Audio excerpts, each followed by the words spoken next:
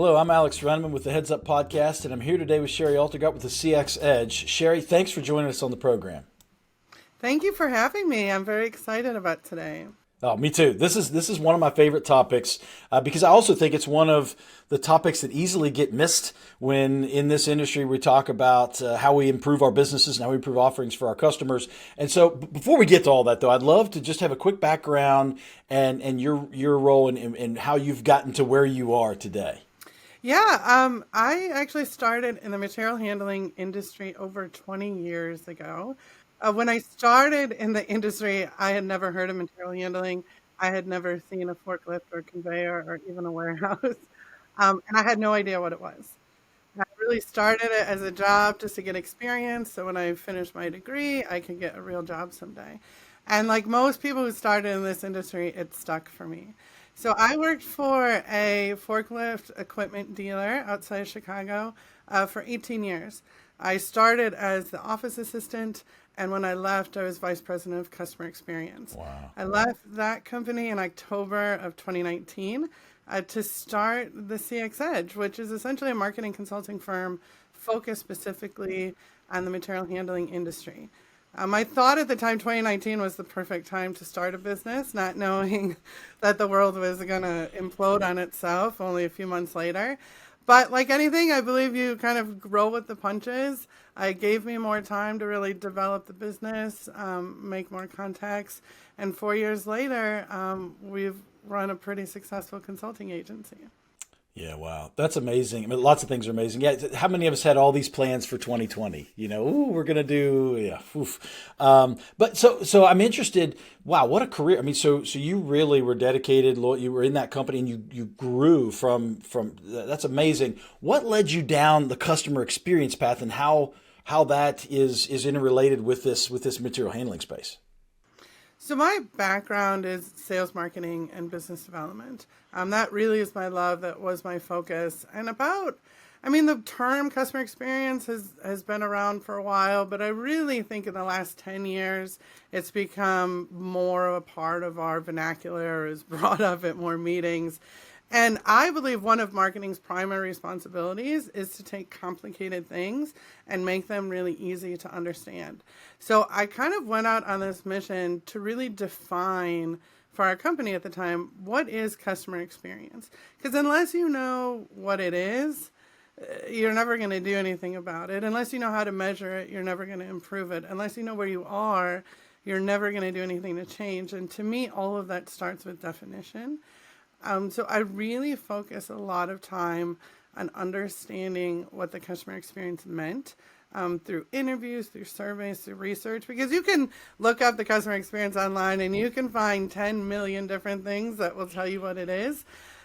But nothing's consistent and nothing's standard. So I created for our company and the model that I've used in my company to me is a standard definition of customer experience and what all the elements of that experience are so that companies can put strategies together to improve it. That's awesome. I mean, you're right. I mean, customer experience felt like it was that phrase was owned by B2C forever, and B2B that maybe wasn't really that important of a term, but it certainly is. I would love. I know that it's a more involved conversation, and it means different things in different contexts. But what is your definition of customer experience? The most simplistic definition is how people feel when they interact with your brand. And that's overly simplistic, but how do you distill that down? And for me, I think when we look at it, and the big part that people miss is that when we talk about customer experience, it's number one, defining who your customers are. And so many companies look at their customers are the people that they're doing business with and is providing them with money. That's their customers, whether you call it a client, a customer, whomever. But customers, when you really look at it, your employees are your customers. Your customers are your customers. Your vendors are your customers. Everybody in the marketplace in some capacity could be your customers. The community you live in is your customers. So it's going beyond what people look at the standard definition of customers. And I think that's where you have to start. When I break it down to really explain what the customer experience is, I look at four things. I look at people, product, process, and feedback. Now, those are big areas, But if you start breaking it down into tangible bites and to those areas, then you can develop a strategy to affect the whole experience. So I always start with people because I think your internal customers, the people that work for your company, are the most important of the experience. And it's not just training them to deliver an experience to your customer. It's what they have to go through to put in time off, how they do expense reports, how the company has created an experience for them internally, how they feel about their coworkers. All of that is part of the customer experience.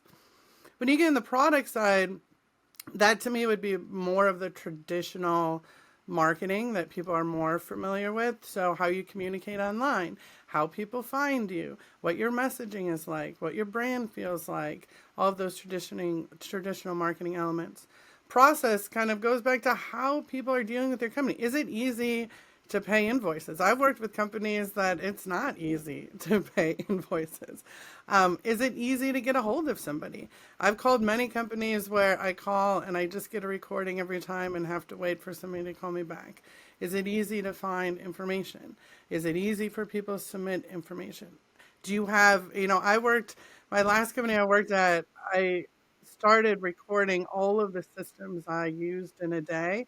I used over 20 different systems in a day, meaning I had to log into different systems. That made my job more complicated and gave me less time to focus on the things that I needed to do to improve the company itself. So when we look at processes, to me, that's such an integral part of the business. Especially in material handling, I think historically there's a lot of companies in this space that started off as kind of smaller mom and pop companies and through acquisition have really grown and exploded. But a lot of their processes are those of a very small kind of one branch company. Feedback to me is one of the most vitally important components of it. Getting feedback, and it's not just through employee surveys and customer surveys.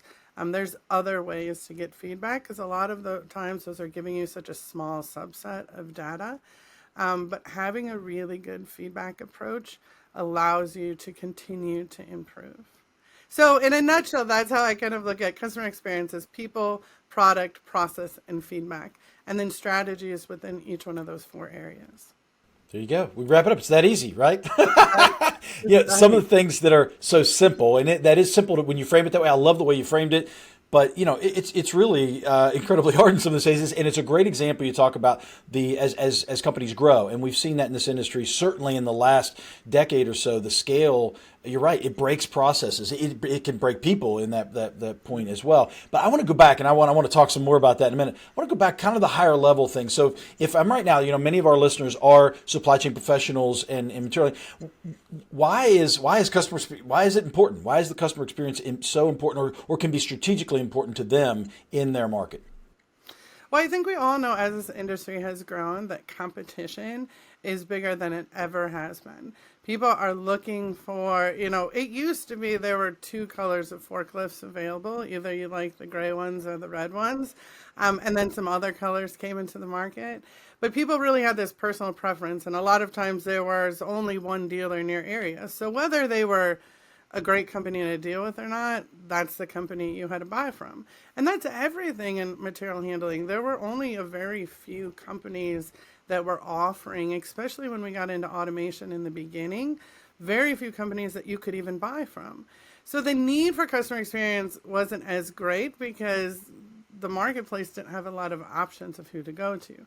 Now, as we know, the market is flooded with competition. For everything you do, there's 10 other companies that do the exact same thing, and in most cases can get close to the same price point. It's no longer you just have kind of your premium, middle market, and low. There's so many in between that as competition gets harder, the more imperative the customer experience becomes, because that ultimately can become the decision-making difference for clients that you're going after. Yeah, that's a great point. Yeah, so including the competitive advantage or innovations, if you will, or as that's grown in the market, there's also lots of technology out there. And so when we look at customer experience, whether it's AI, which is super hot right now, or we've had robotics is out there, whatever buzzwords you want to use, blockchain. you still can't replace old fashioned, we care and we're trying to make better. But what are you seeing around some of these latest technology improvements? How can that impact your customer experience strategy? I think, especially when it comes to bots and chat bots that essentially use AI. We talk about AI almost as it's this new technology that's only been around for a handful of years. And it's certainly advanced really fast in the last few years, but it's been around for a long time. And Amazon was really one of the greatest purveyors of using AI from a customer experience perspective. And it comes into a lot of the chat box. So I think today we know when you type in a chat box on any website, the first few responses are automatically generated through AI. And 10 years ago, it would be frustrating, and people were like, I just want to talk to somebody. I don't want to deal with this bot and then talk to somebody. But today, the bot, people are more used to it. Number one, we expect it. Whereas 10 years ago, we didn't expect it. Today, if I go to Amazon, I don't want to call somebody. I want to be able to type in the chat bot, and I want my problem fixed right away. And I don't care that it's a person or a robot.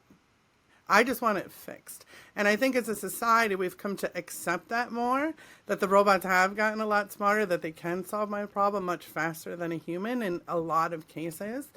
So I think it's going back to some of that technology that's been around for a while, but it can improve the customer experience if people want fast, quick answers. A lot of the technology, too, is around data and really understanding the data in your marketplace, having the right amount of inventory for the right times of year, and you can use AI technology to help you really stock up in the correct way. Whereas, before we were using Excel and some sheets, and a lot of it was guessing. Every time a salesperson turned in, what they think they're going to Yeah. sell for the next year.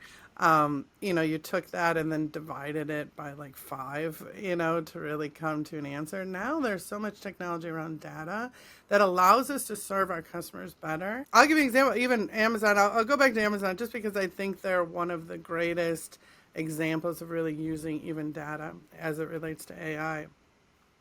With all the data they've collected, they have stocked up their distribution centers based on what historical orders are and predicting what people are going to order. My daughter, we just had our first snow here in Chicago. My daughter wanted to play in the snow. I grab out her snowsuit from last year. Of course, it didn't fit because she's grown, and it was a little early, so I hadn't bought the new snowsuit yet. I went on at about 12 o'clock in the afternoon, ordered a snowsuit from Amazon. It came by 4 o'clock that same day in less than 4 hours. And it's because Amazon had predicted and stocked appropriately. We can do the same thing in material handling, especially as it relates to parts for equipment that might be down. And that's a great use of improving the experience through effectively applying technology. Yeah. That's great. That's a great example too, because you just went through the holistic nature of customer experience. Our minds immediately go to that chatbot experience or that order exchange experience. But the idea of having inventory right and being able to execute that properly and have it to you is the other side. I mean, it just brings it all together. I love that example. So all right. So let's get a little tactical for just a minute and say, okay, so I'm listening. I'm a supply chain professional. I've got some responsibilities. But what are challenges I'm going to run into if I'm trying to, I don't want to say change the culture, but bring a customer experience focus into my organization for a competitive advantage? What am I going to run up against, either tactically or just operationally or culturally or whatever? The biggest problem is ownership.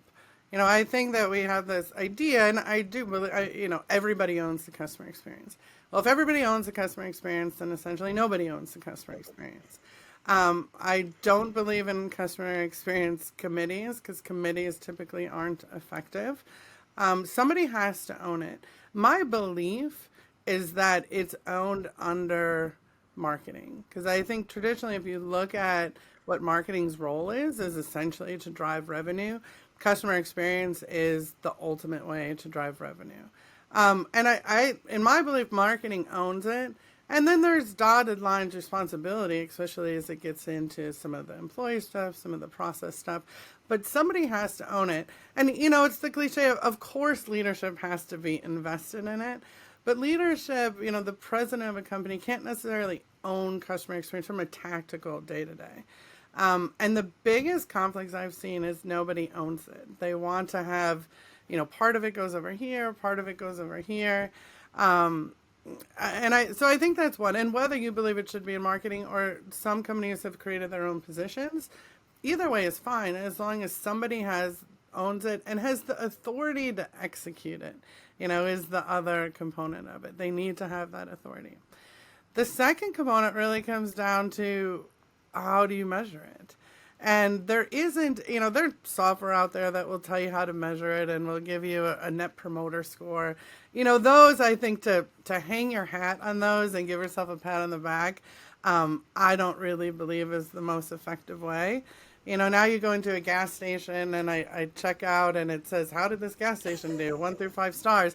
Like, what did they do with that information? They did absolutely nothing with that information except they feel good about it. Vanity number on your chest. Right. I saw one I was in the airport last week and there was one in the airport bathroom where they wanted you to press how well the bathroom was.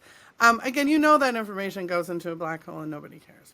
So coming up with an effective way to measure that information that's not just through survey data becomes a really difficult part because every business is different and every company I've worked with to develop a measuring mechanism has never been the same.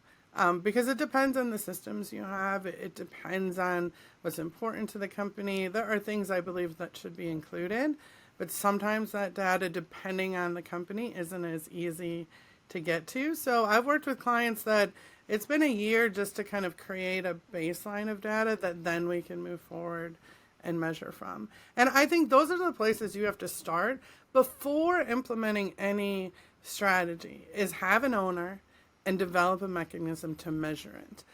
With those two in place, everything becomes a lot easier to execute when you're ready to do it. Man, that's so good. I mean, I'm checking as you're talking through there. I'm checking those boxes of we brought in a position, we gave it autonomy, we gave it agency to do the things that we could do there. But it is so hard to your point to get that. Are we doing it? And we want to have a great customer experience, and I believe we do. But measuring that and then using those measurements to improve. That is that's devil's in the details by a mile.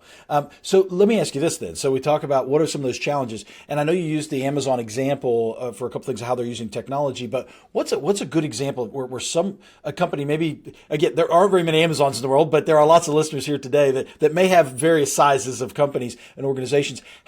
What have you seen as a successful transformation? Give some examples of what that might have looked like, where someone really came in and did it right. Yeah, so every time I enter an engagement, I've had people say, well, how do I improve my customer experience? That's an impossible question to answer. And I always recommend you can't do the whole thing right out of the gate. You have to take it bits and pieces. One of the most interesting clients that I had the opportunity to work with recently had grown exponentially through a lot of acquisitions, which we see a lot, especially in today's environment, which also creates a number of challenges as you go through those acquisitions. There's a big employee challenge of the companies that you're acquiring. It's a different culture. There's different attitudes. There's different systems. There's merging those processes together. And then there's a branding identity issue that happens a lot.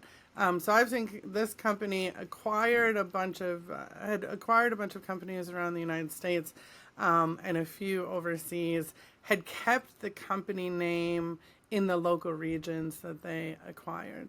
And they were really going through this process and everything was disconnected. They basically owned all of these companies, but none of the processes were the same. The employees, definitely from an experience perspective, were not seeing the same thing. And customers in their marketplaces were actually confused. Like, who owns this company now? Who's in charge of it? So we went in, and the first thing we did is establish who's in charge of this. At that time, they had a vice president of sales and marketing that they put in charge of this program. And we went through and we said, just as a baseline, let's just do an employee survey and a customer survey just to start getting information because they had no information. And so we did that. And like I said, a good employee survey should get you about 90% results, which that data is pretty reliable. A good customer survey, you're looking at 2 to 5% of people are going to respond, Wow. which is Yeah. a scientific sample size, but I don't believe it's enough data to make decisions. So great, we did the employee survey. We got a lot of really great feedback. I actually went through all of the surveys, created a list of questions that maybe we wanted more information of, and then I went ahead and did focus groups with employees. And it was interesting them talking with me versus them talking with this entity that they were unfamiliar with. We got a lot more information. So we were able to come up with, okay, these are the things that employers are looking at that need to be improved. When it came to the customer side, a little bit more challenging. Like I said, we got 2 to 5% return rate on our survey. So then I started calling customers. We did roundtables with customers, and then we used a lot of market research, that's available in the marketplace that we could get a better sense of, in general, where the market was heading. Took all that information, so now we have 3 subsets of data. We went through all of it, came up with strategies to effectively help each one of those areas, developed a branding strategy to create consistency amongst the organization. And now they're in the middle of executing that branding strategy so that there's consistency among all of the locations. And our next step now, we're in the process of measuring it, and we're going through now all the processes the organization has. So we're looking at all of the technology they're using to execute their job, whether it's a WMS, an ERP, a CRM, combining those to make it more seamless for all the employees to be able to get their work done, not have as many steps in doing it, and to create a more seamless environment. Now, the work in doing that is hard. People don't like change. People don't like using new technologies. I get annoyed every time I have to update any one of my technologies. But once we get over that hill, and we can tell them that we're doing this because you guys told us this is what you need. We had buy-in from them from the beginning. We shared all of the employee survey results with them, and the roundtable discussion notes with them. And so everybody at least had access to data. I think when you start hiding what the real issues are, or you're not really transparent in what the problems are, that's when people start to become suspect. And I think the more transparent you can be, whether it's good or bad, the more people trust you, and trust becomes the foundation of an employee experience. So we're still in that process, but we've seen their revenue after the branding was implemented. We saw revenue increase by almost 30% that first year after that was done. And a lot of that, I think, was creating this consistency and leveraging a bigger brand to a smaller one, which in this environment, a lot of people are scared to do that because they think the regional brand has so much brand awareness within that community. And I think that might have been true, 20, 30 years ago. I think we live in an environment today that people have changed how they feel about small regional companies and more accepting of the larger companies because they know they can get a lot more from it. So that's our most recent example, but it's been a really fun project, a really tough project. But those to me are the best ones. Man, that's a great story. I mean, so if anybody's listening or watching, however you're consuming this, and you were thinking, oh, maybe toe in the water customer experience. I mean, it's clearly it's an investment, but to this story, and I'm sure you've got a ton of them like this, the impact, the outcomes are significant. So that's great. I mean, and again, the holistic nature of customer experience. You talk a lot about employees, and at Mountain Leverage, I mean, I absolutely think that is the key. I want to make sure all of our employees are flourishing or on the path to flourish, and I know that brings great outcomes for our customers, and our culture then bleeds into that, and the flourishment continues and shares across the way. And one of the things in this industry I think is important. It's there's employees at all kinds of different levels in supply chain, obviously. And I think when you look at the work execution on the floor, historically, labor has been fairly cheap and fairly plentiful. And at this point, and likely for the foreseeable future, it's neither. And so I guess I would come back to you. How does customer experience, and really the employee experience, which is a version of your customer experience, how important is that? And can you expand a little bit on what companies can do who maybe weren't always traditionally thinking, oh, okay, we'll pay you a couple extra bucks on the hour, a couple extra cents on the hour, and it's fine. It's a real culture change in this industry, I think. It absolutely is. And I think we've benefited, this industry has benefited from having a historically low turnover rate compared to a lot of other industries. Because a lot of them were built in small communities, and they created a sense of community at work.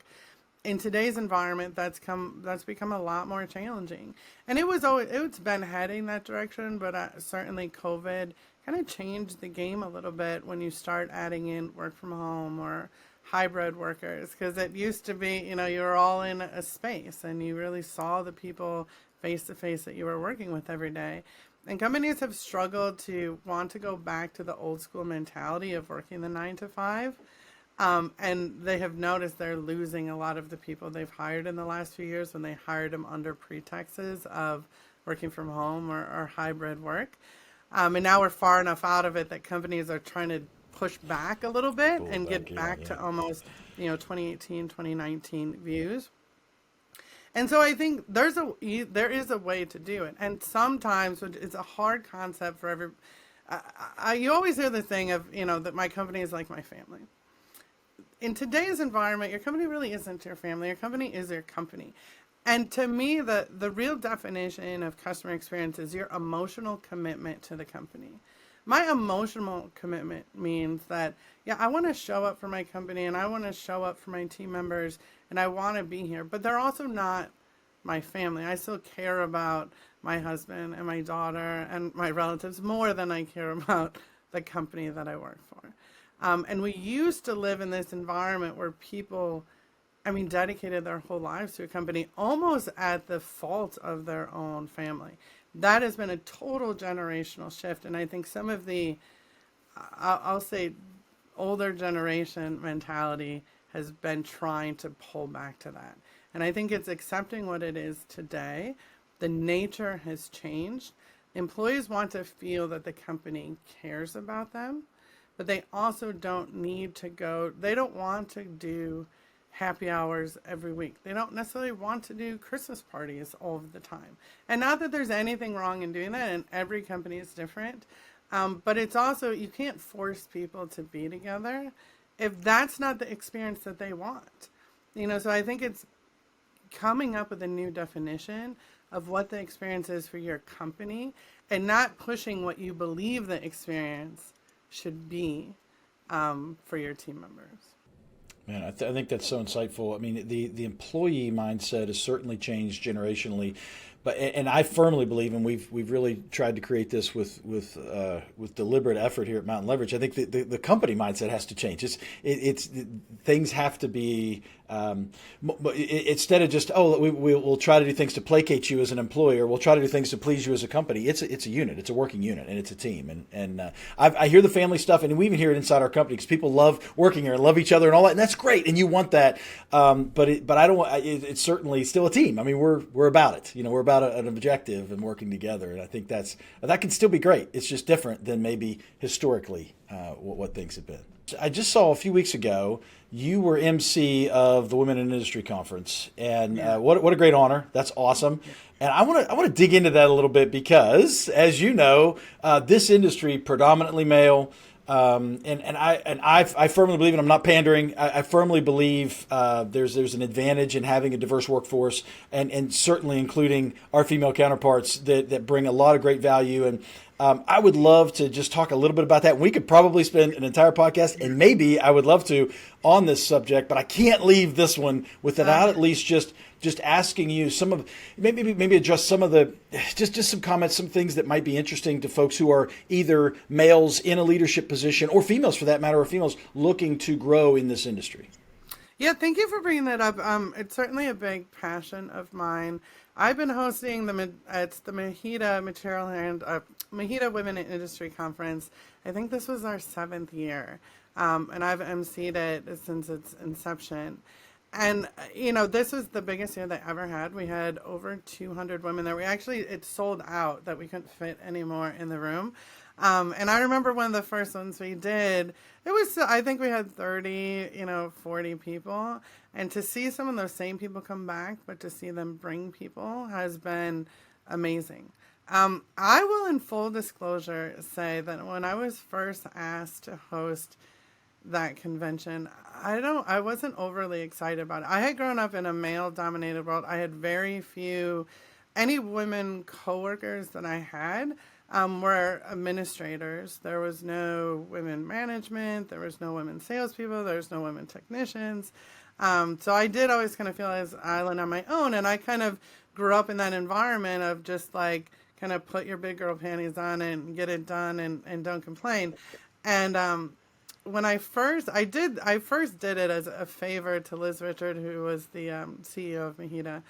And it was a life-changing moment for me, that first one, because I found out that I wasn't alone, that all the things that I had gone through, so many other people there had gone through, and that it wasn't necessarily okay. I think I had accepted things that weren't okay. And kind of this power in numbers thing came up. Some of my best relationships in this industry came from that conference, and still have great friendships with women I've met at that conference today. So I think things have certainly changed over the last few years for the better, but we're certainly still not even close to where we need to be. I hear the comment a lot from owners of companies, male owners of companies, that they've hired all of these women. But when I ask the follow-up question of how many of those women are in middle management, senior management, and executive management, those numbers change significantly. And that goes with any diverse workforce. Management should be a representation of the diversity of the entire population of the workforce. So it's not okay just to have, you can't say you have 50% women workforce, but then your management team is made up of only 2% women. That isn't the definition of a diverse workforce. So I think there's still a lot of work to do. But I've been so encouraged by the women that I've seen come up in this space, and the women that have come before me, that I'm very excited about the future. And I think having more women and a more diverse work group is only going to make all of us better, for sure. Yeah, I agree. That's fantastic. I mean, I'll tell you, I think we've done a pretty good job to our advantage of putting women in places to lead in this company. But I do challenge myself, just like anything else in the industry. I challenge what we're doing today, and does it need to evolve? Does it need to innovate? And that includes the diversity side and whatever it may be. So I appreciate that. And I really, we may want to get back together if you're willing to talk more about that, because it's a challenge, but just like with customer experience, it's an advantage. And I don't want to necessarily paint that you only do it for a competitive advantage, but it is. It's not just let's do it all for the politically correct thing gets overblown, but it's an advantage to have more thinkers and different thinkers in the room when you're trying to put a strategy together or execute or whatever it is. So I applaud you and the efforts in that. And I think any strategy, I know people hate to say it, that it's a financial benefit, but I think any good strategy is mutually beneficial, and should be. And I think you're 100% right that you will see revenue increase by having a more diverse workforce. And a lot of that is because the clientele has become more diverse at a much faster rate than this industry has. So even a lot of the people making buying decisions are of a lot of different backgrounds, not just white men.